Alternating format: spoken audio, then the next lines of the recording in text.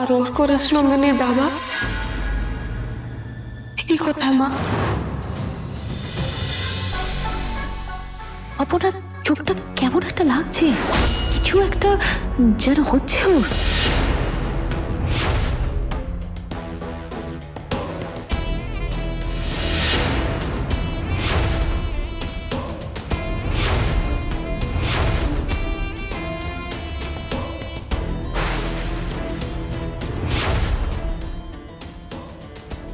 বাবা আসছে, অর্ঘ বাবা আসছে।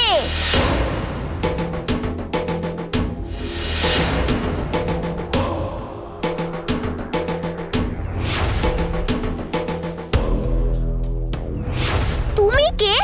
তোমাকে তো চিনি না। আমি রোহিণী, আমাদের রক্তের সম্পর্ক।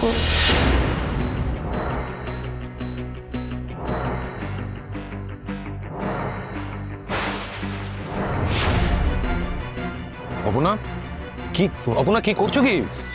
কি করছো তুমি? কোথায় যাচ্ছ? অপনা, কি হয়েছে? কি হয়েছে? কি তুমি কোথায় যাচ্ছ? কি করছিলে? কি, হ্যাঁ কি কি হয়েছে নাকি? কি হয়েছে বলো, বলো কি হয়েছে বলো। এর আবার কি হলো? কিসের ভর করে যে কে জানে। তুমি কেন এরকম করছো? কি হয়েছে এটা কি? অপনা, এইবার জানা যাবে কি হয়েছে। আমাকে যেতে হবে আমাকে। বলবে তো কি হয়েছে। অপনা শোনো। আর্যদা, আমি গিয়ে আপনাদের সাথে সামলাচ্ছি। আর তুমি এখানে দাঁড়াও, এখানে সামলাও, তুমি আমাকে যেতে দাও। অপনা না আর্যদা, আপনি থাকুন, আমি গিয়ে সামলাচ্ছি। মানসী, তুমি যেও না, তুমি এখানে থাকো। এসবগুলো তোমাকেই সামলাতে হবে। তুমি তো এই বাড়ির বউ, তাই না? সিংহরায় পরিবারের বউ, তুমি এগুলো সামলাও, আমি দেখছি।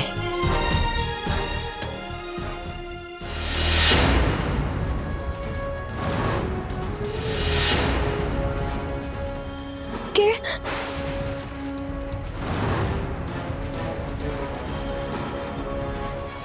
তুই ঠাকুরের সামনে দাঁড়িয়ে আমাকে সত্যি কথাটা বল মা। কি কি হয়েছে আমাকে সত্যিটা বল। আমি তোর বাবা, আমাকে বল মা, বল। হুমা, কি গো, কখন এলে তুমি? ওদিকে তো নেড়াপোড়া হয়ে গেল। আস্তে আস্তে, এত জোরে কথা বলো না, মাথা ঝনঝন করছে। আস্তে। বাবা, আমি তো এইভাবেই কথা বলি গো। এখন বলো না সুমি, আমার ভাল লাগছে না। আর তাছাড়া ন্যাড়াপোড়া হয়ে গেছে যখন, আর তো কিছু করার নেই। এরকম গাছারা কথা বলছো বলো তো? আর কি হলো তোমার? অপুটাও নেই, তুমি এরকম করছো। বছরকার দিন ঘরের মধ্যে শুয়ে আছে। কিছু না, আমার একটু ক্লান্ত লাগছে সুমি। কেন ক্লান্ত লাগছে কেন? শরীর টরীর খারাপ করলো না? আরে না না, শরীর ঠিক আছে আমার। খাবে কিছু বানিয়ে দেবো? না না, কিছু লাগবে না, একটু শুয়ে থাকি, শুয়ে থাকলে ঠিক হয়ে যাবে। কি যে করো, চিন্তাও হয়, বুঝতেও পারি না কিছু। বুঝিয়েই তো বললাম সুমি, আমার একটু বিশ্রাম দরকার। হ্যাঁ তো বিশ্রাম নাও।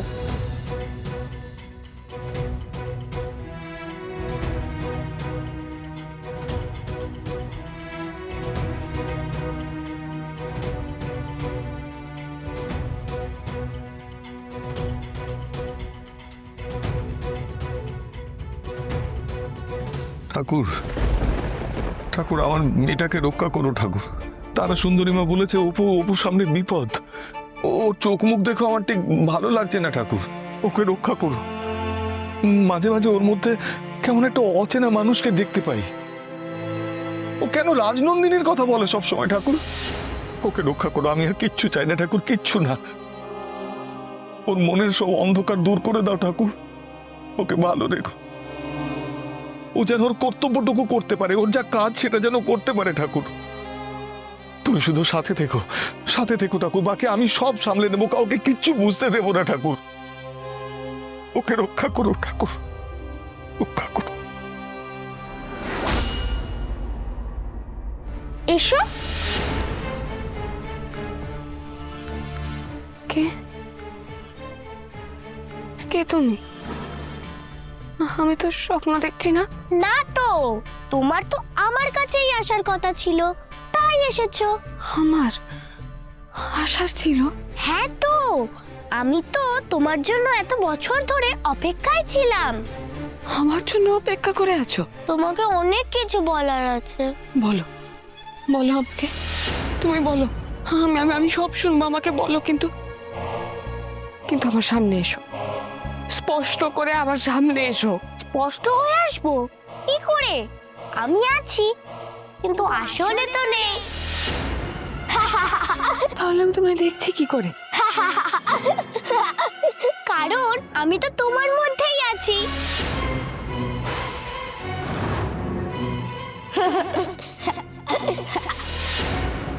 এসো, এসো আমার সামনে এসো।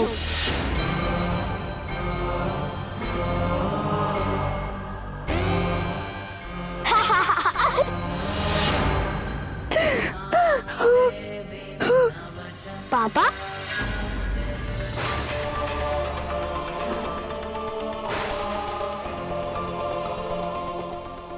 বাবা, আমি তো সব অঙ্ক করে রেখেছি, তুমি তাও কেন রেগে আছো? বাবা, ও বাবা, বাবা, বাবা, বাবা,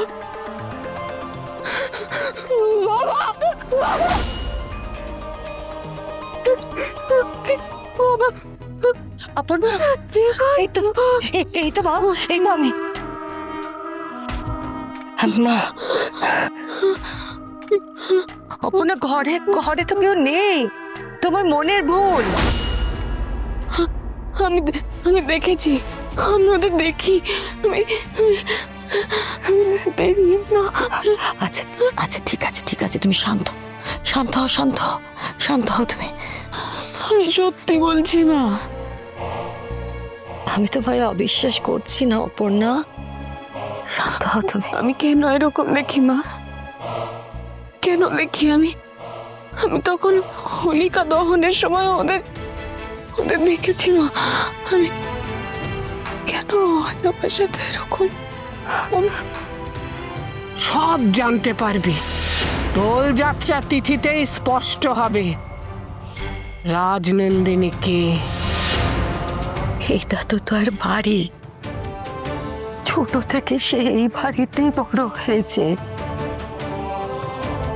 সে তো অকালে চলে গেছে, আর আর তার জায়গা তুমি পূরণ করেছ অপর্ণা।